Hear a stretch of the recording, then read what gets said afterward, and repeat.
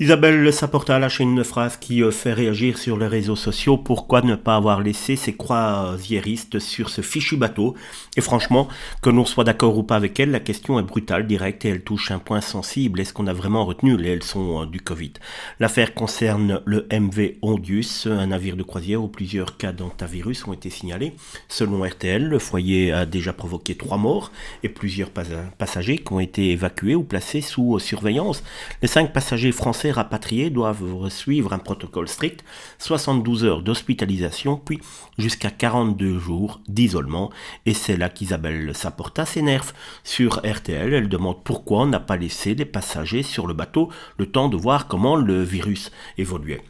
Sa logique est simple, tous les cas contacts étaient déjà au même endroit, c'est donc pourquoi les disperser dans plusieurs pays au risque de compliquer le traçage. Dans la vidéo relayée par RTL, elle parle carrément d'une vraie quarantaine à l'ancienne, mais attention, ce débat est explosif parce qu'un bateau, ce n'est pas un hôpital, garder des gens enfermés en mer avec un virus potentiellement grave, ce n'est pas une décision anodine, on l'a déjà vu avec d'autres crises sanitaires, une quarantaine mal gérée peut devenir un piège.